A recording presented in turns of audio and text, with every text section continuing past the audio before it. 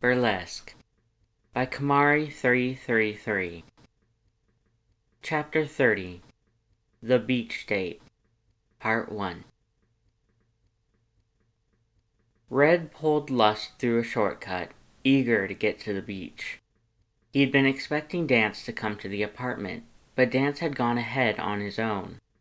Red had to force himself not to tear off towards the beach, to immediately hunt down his pet, who was now presumably surrounded by complete strangers in an unsecured location without any protection.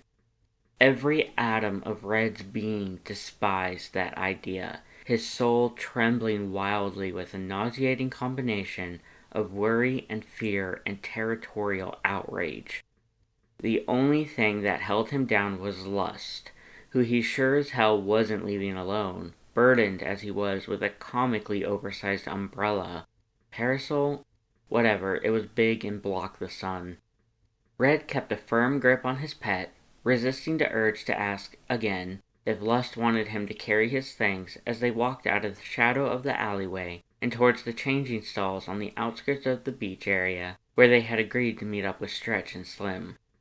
Red scowled at the wall of people, mostly humans, only a few monsters visible from this vantage point, stuffing his hands in the pockets of his coat and pacing to try and work off his nervous energy. He sneered at anyone who got too close, daring them to mess with him right now. "Sweetheart, calm down." Lust tried to soothe him, leaning his giant umbrella against the side of a changing stall, before catching Red by his arm and pulling him closer. Red let himself be tugged to the side. Lust reached up, gripping his collar and tugging lightly, before standing on his toes and leaning up for a kiss. Red growled into it, curling his arms around Lust and pulling him closer, closer, where he was safe, and where Dance was supposed to be. He was supposed to be safe. Why the hell had Red let him go off on his own like a fucking moron? Lust probing beseechingly at Red's teeth with his tongue, seeking entrance. Red let him in, never able to deny him. Lust's tongue, that tendril of magic that tasted of sunlight and belonging and coming home, with the subtle tang of a mild fruit, invaded Red's mouth, trying to wipe away the worst of his concern with every curl and swipe, making his worries background noise in the static that filled his skull. Lust's other hand, the one not clinging defiantly to his collar where Boss's magic was throbbing irritably, curled around Red's jaw, his thumb stretched out just enough to graze the edges of Red's teeth. Lust stroked gently, lovingly, giving Red a slow, easy rhythm to sync his breathing with. When Lust pulled away, Red was a little bit further from the edge of a breakdown. "Better?" Lust asked, soft and warm and genuinely concerned. "Yeah." Red tightened his grip, pulling Lust so Red could press his back to the changing stall next to where Lust had rested his umbrella, letting out a shaken, shuddered breath as he again got his bearings. He liked that way too much. It was entirely too easy to let himself become distracted. He knew Lust wasn't scrambling his brain on purpose, but he couldn't help worrying just how easy it would be for his pets to use that power against him, to choke and drown him in his devotion to them so utterly that he couldn't think anymore. Well, that was an unexpected show. Red bristled, snapping his head up to look at the source of the voice. Sure enough, there was Stretch, grinning like the cat who got the cream. "Like you're one to talk, Ashtray," Red grumbled, fighting down his magic's desperate attempt to flood his face. He clutched at Lust a bit tighter before making himself loosen his grip. Lust stepped over to grab his umbrella. Red watched from his peripheral vision, making sure he had it under control. "So where's Slim?" Stretch gestured over his shoulder, and Red caught sight of his other friend, carrying a large parasol much like Lust over his shoulder, keeping stride next to a smaller figure. Red made a disgusted noise. "Why the fuck do you bring him?" "Because he's the reason we're here," Stretch answered, right before the other two approached. "Oh, it's you." Raz, Slim's elder brother, appeared to be just as unhappy about seeing Red as Red was about seeing him. He was dressed down in a one-piece diver's swimsuit, black and purple, over top of which was a dress shirt left unbuttoned, like he couldn't stand to leave the house without something formal. He had a briefcase with a strap slung over his shoulder, bringing work with him, no doubt, the handle of a picnic basket clutched in one hand. "You are still alive." His tone was monotonous, uncaring, but Red could have sworn there was a flicker of relief in his sockets. He supposed, to Raz, Red just stopped showing up out of the blue, without warning or explanation. Knowing Slim, he didn't fill his brother in on Red's day-to-day life, and Raz wouldn't have been interested enough to ask. Old habits die hard, he supposed. It was almost nice to see someone respond like that, with almost pleasant, or at the very least not unpleasant, surprise as opposed to disappointment. Even if that someone was a notorious buzzkill who wouldn't know how to have fun if fun dusted his brother. "Can't get rid of me that easy, you hard ass," Red huffed. Shifting to one side to stand between Raz and Lust, he made sure to put on his usual confident grin. "How'd the dunderheads get you out of the house on a weekend?" "I am proving a point once and for all," Raz growled. "After today, I do not want to hear a single word about me being incapable of merrymaking or socialization." "Even though it's true?" "Shut up, you odious scumbag." Raz snatched the umbrella from his brother, marching off into the throng of people in search of a suitable location. Red shook his head. "How the fuck do you live with that guy?" Slim grinned. "Let's just say he's gonna make someone a great housewife one of these days."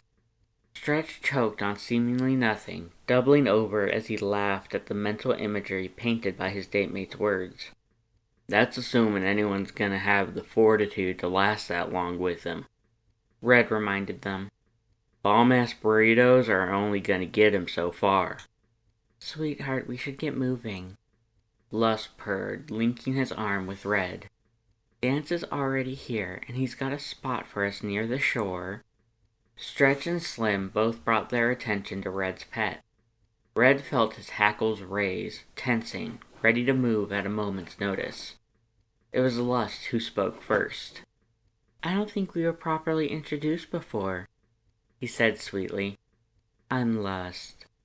"Stretch," Red's friend offered, averting his eyelids. "No hard feelings?" "Of course not," Lust purred, smiling pleasantly.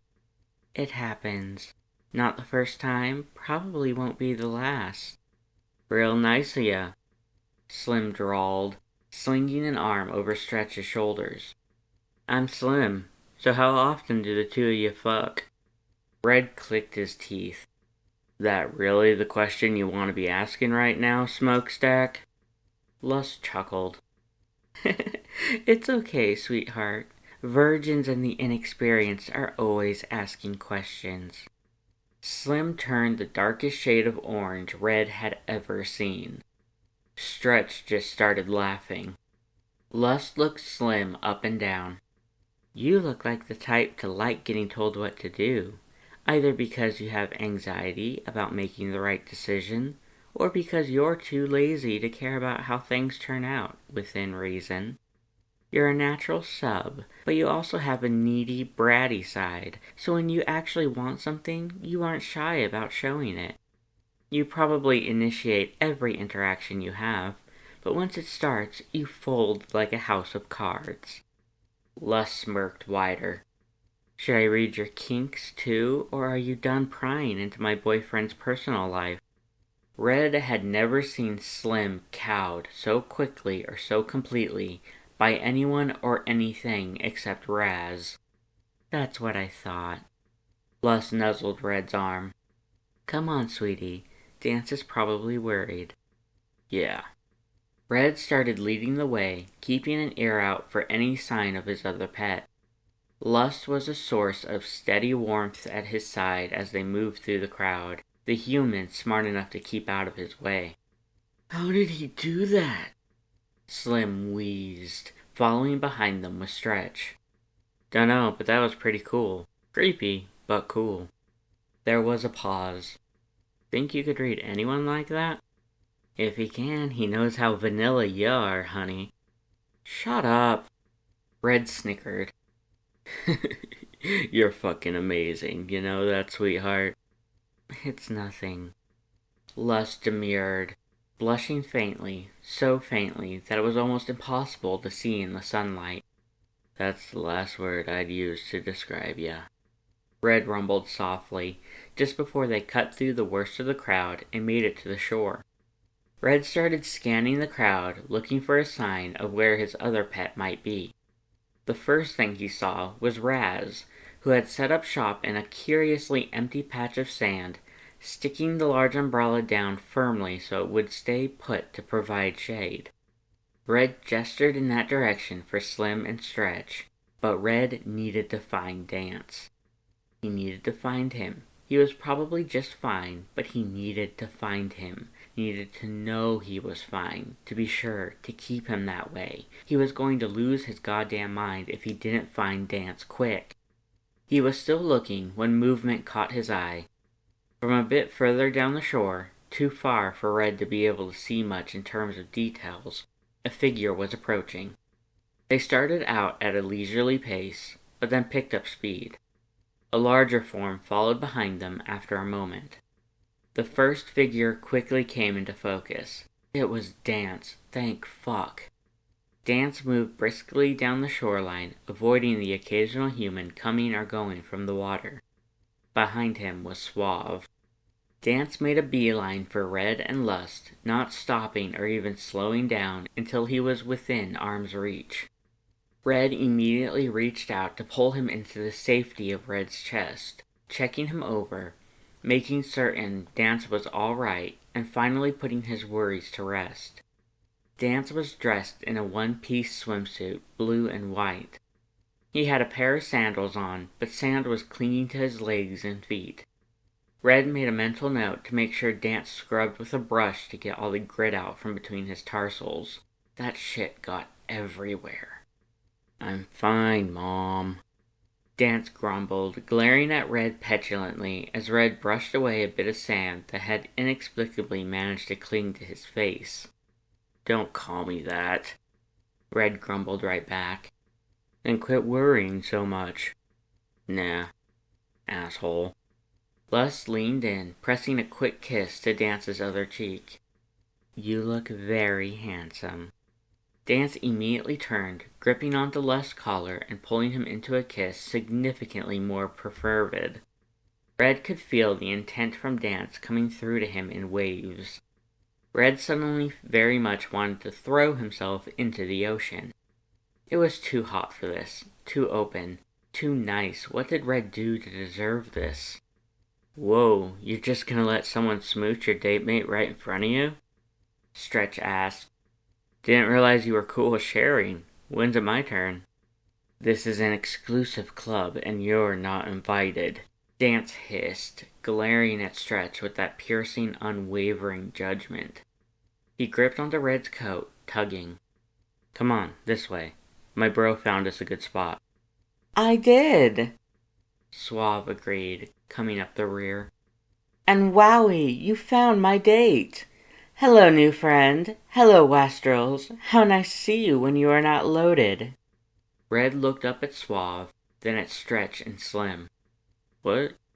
Slim grinned. This is the guy my lord asked on a date. You know him?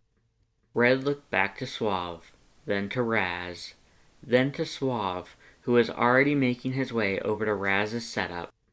Red tried not to laugh. He really did. But Raz was such a goddamn wet mop, and Suave was a judgmental prick. They're perfect for each other, he managed to say between clenched teeth before he lost it and started cracking up, silent, breathy cackles shaking his whole body. Dance looked up at Red. Is that guy gonna cause a problem? Red shook his head, not trusting his voice at the moment. You are early. Suave said. As are you, Raz pointed out. I suppose that is at least one thing you have managed to do correctly. Congratulations, you have exceeded my expectations, of which I had none. Of course I did. I have very high standards. Which is ironic considering your height. Dance snorted, clutching onto Red and Lust both as he tried to keep his own laughter bottled up. Red felt himself calming at the sound. Dance's laughter was musical and infectious, and even though he certainly hadn't been the cause of it, hearing it filled Red with a smidgen of pride and something warm. Dance could only laugh like that because Red had done his job keeping him safe so far. That was something to be proud of, wasn't it? He hadn't fucked up irreparably, right? Dance's laughter choked off, his face dusting over in that vivid blue. Red looked down at him, at both of his pets, who were there in his arms. He felt the weight of the box in his pocket, the question he needed to ask. However, standing there, surrounded by the scent of ocean winds and summer heat, the noise of the crowd and the prying eyes of his smoke buddies, be damned. They couldn't take this away from him. Red was happy. Oh my God, go be gross with your slime feelings somewhere else. Suave grossed. I am trying to have a wholesome, slime-free first date, and already you make me yearn for chemical cleansing. They're not slime feelings. Dance all but shrieked. How he could make a noise like that and have it be so low and soft, Red would never know. And we're going! He tugged at Red's arm, a silent command to follow. Slime feelings? Lust asked, eyelight sparking mischievously. Oh, Dance, how naughty. We're in public. They weren't slime feelings. This time. Dance reached up as though to grab his hood and pull it down over his eyes, but he wasn't wearing his hoodie. The magic flushing his face grew brighter, bright enough to be visible even in the full light of the midday sun. Red paused, pulling back from the two of them just enough to shuck his coat off and drape it over Dance's body, letting him hide in Red's hood. Red then put his arms around both of them and continued walking. And you two, be gone. I have no need of your lingering presence on this, my date. But, my lord, I will call you if I have need of you, mutt. Now go. Come on, Slim. Let's go on a double date with Red. Leave these two to get to know each other. Stretch reasoned.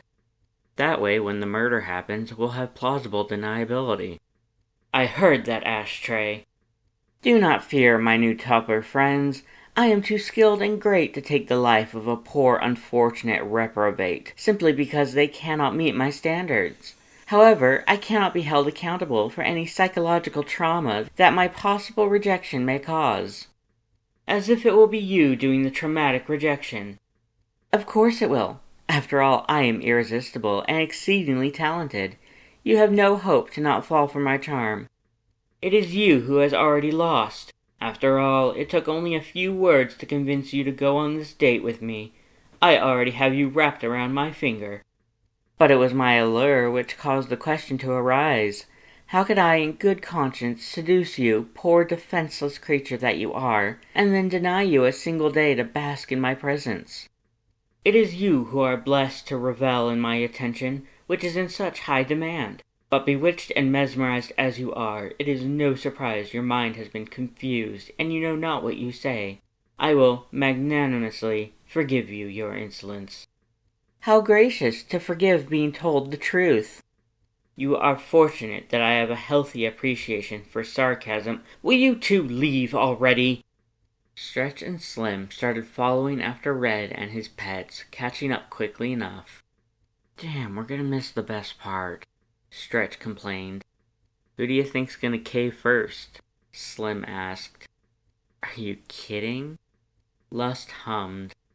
They're totally gonna kiss, and Suave is gonna top. Ew, dude, that's my little brother you're talking about.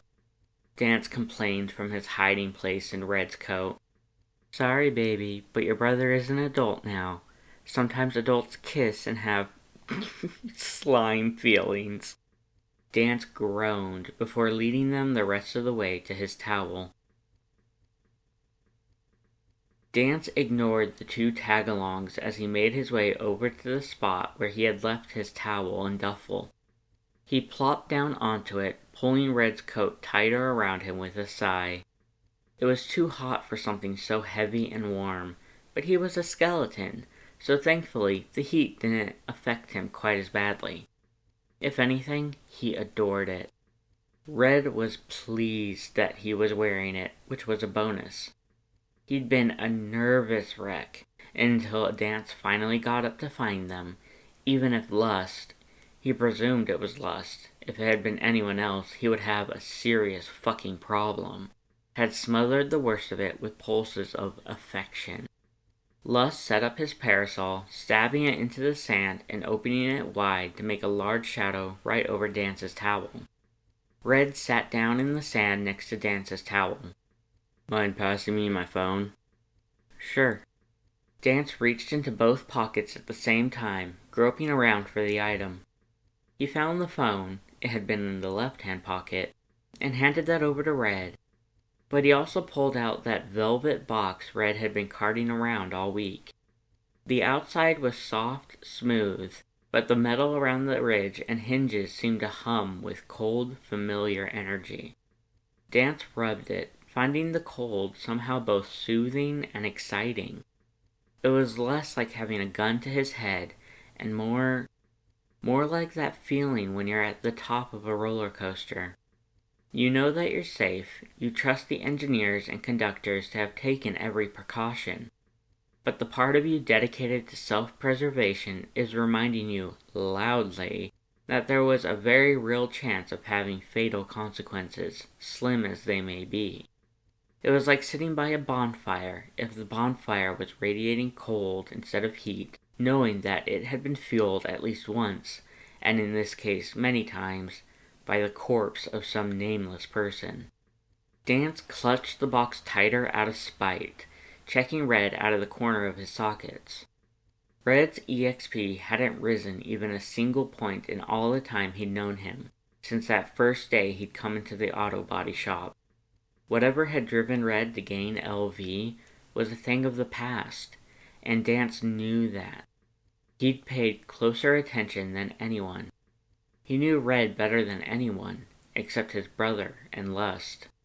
Besides, continuing to hold Red accountable for something that had happened years ago was the epitome of hypocrisy. "Oh, is that Red's little project?" Lust purred, leaning on Dance's shoulders to look down into his lap at the box. Red suddenly went very still, sweat building up on his skull. He radiated panic and embarrassment, and just the slightest bit of hope. Dance thumbed at the clasp on the box. "Project? I haven't seen you open it much, or ever. What's in here, anyway?"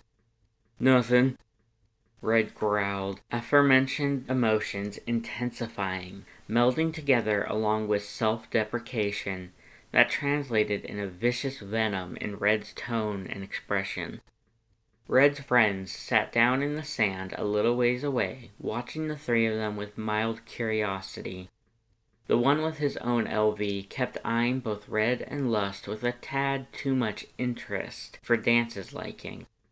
Dance glared at them over Red's shoulder, only remembering to temper his own expression when he felt the hurt from Red, probably thinking he was the one to invoke Dance's displeasure. Dance took a deep breath, pressing Red's self-loathing away from himself quickly. He had enough of his own, he couldn't take on Red's too and still remained functional, before pointing at the spot in the sand on Dance's other side. "Come sit over here." Away from them. Red got up, dusting himself off as he obliged, pulling a big towel from his dimension box and spreading it out in the spot Dance had indicated. Lust, giving Dance a knowing look, took the hint and sat himself between Red and Dance, letting Dance be between the two of them and those lanky stoners Red called friends. Dance gave the two his iciest glare, leaning into Lust's side and tugging the hood of Red's coat off his head, pointedly rubbing his face in the fur lining. "Hey, give me that sec," Red rumbled, holding his hand out for the box that Dance was inexplicably reluctant to part with. It felt nice in his hand. It felt like it was supposed to be his. He didn't want to let go of it. Red's emotional state had shifted from volatility to a more grounded foundation of resolve. He was still insecure, but Dance could feel that he was bracing himself to do something important. Lust shifted from being directly between the two of them to being a little to one side, further away from the shore but still squarely in the shade of his umbrella. He then kept himself busy by pulling off his boots as he watched with a level of anticipation that had Dance squirming restlessly by proxy. Dance ran his thumb over the seam of the box one last time before making himself hand it over. "Look, I was gonna wait for the right moment." "That doesn't sound cheesy at all," the guy in the orange hoodie quipped. "Shut the fuck up, ashtray." Red turned his namesake, growling a warning that the ashtray didn't seem to take seriously, if the amused smirk was anything to go by, that little shit. First he mouths off about Lust, and then he interrupts Red like he was ever part of the fucking conversation. That smarmy little, no, breathe, it's not worth it. Red cleared his non-existent throat.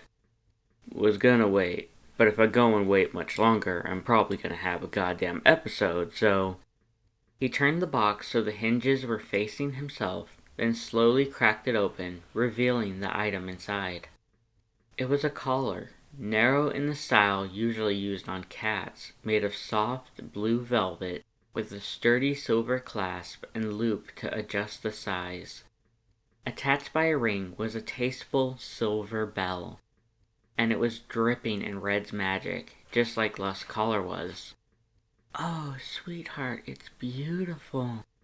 Lust breathed genuine awe in his voice that did nothing to express the heartwarming sentimentality storming inside him. He reflexively tugged at his own collar, looking between Red and Dance with a pure, wistful passion that didn't quite have a proper name to define it. Red sat there, expectant and wistful, and growing increasingly more anxious despite his confident smirk. Dance couldn't quite look away from the accessory presented to him, all the import that had been put on the tradition hitting him like a wrecking ball. Is this for me?" "Yep." Red set the box down carefully on the towel, pulling the collar itself out of its cushion and holding it up daintily in his claws. He carefully unclasped it, unfurling it to its full length to show Dance from a different angle. His smirk softened to something hopeful. "I know it seems kinda dumb to ya, but it means shit, and it's a serious commitment. And it ain't just some fashion statement neither. This thing's gonna let me know where you are at all times, and if anyone tries to get too close, it's gonna send out a warning. You know what I'm talking about." Dance grit his teeth. "Is it gonna hurt Lust? Does Lust hurt ya back?" Dance reached over, gripping onto Lust's collar and pulling him closer. "Holy shit." The other bystander breathed, dropping the cigarette he'd lit at some point in shock. "What?" the ashtray asked, confused. Red ignored them, though there was no denying his irritation. "See? Now, aside from that shit, it's also gonna try to, well, just don't let me in too deep, got me? I doubt you want to have me fill in all your emotions and shit." "What's that supposed to mean?" Dance snapped, hackles raised, his own paranoia leaping to the forefront. He knows he hasn't told them yet. Had Red figured it out? Was he fucking with him? "Chill, fuck. Just thinking you're the type to want privacy." Red defended, hurt and surprised by Dance's seemingly unprovoked outrage. Dance shook his head. "No, just, what did you mean?"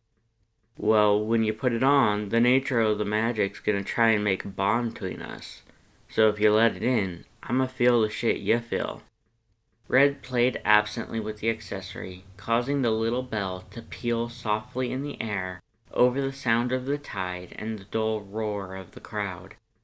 And you're gonna have to put it on yourself, or you're not gonna be able to take it off. So, knowing all this, knowing what this means to me, you gonna wear it? Dance looked at the collar, at Red's expression, at lust, back at the collar again.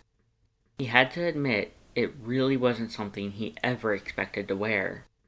It was soft and effeminate, and the bell was going to be annoying if it went off every time he moved, ever. But if he didn't wear it, it would probably be that much harder to convince Red to get rid of his. Dance let out a long, deep sigh, then held out his hand. Fine, gimme it. You sure? I said gimme it, asshole. Red gingerly placed the collar in Dance's hand. Dance played with it, running his fingers along the material. It was soft, and the inside was treated to avoid chafing. The cold crackle of Red's magic coiled pleasantly around his bones, calming and protective. Dance slid out of Red's coat, glad his swimsuit didn't have a turtleneck, as he pulled the collar to his throat and started to adjust the size to his liking. He was able to avoid looking at Red, but he couldn't block out the euphoria and smug pride that was dripping from him. Dance felt heat rush to his face. He was doing this stupid, embarrassing thing for Red, going along with his cultural bullshit. The fact he liked the idea of having Red's energy protecting him was not the point, and Red couldn't even attempt to meet Dance halfway, just sitting there feeling those mushy, happy feelings over something so small and silly, being all secretly cute under that stupid, smug-ass smirk. Maybe this was just the thing to level the playing field. Maybe it was time that Red started integrating into Dance's culture. Feel my pain, Dance grumbled, right as he finally clipped the collar around his throat. All at once he felt the surge of power, the circuit complete, and his own broken soul pressed down upon by a fervent want. What? Red asked, confusion flashing across his features. But it was too late.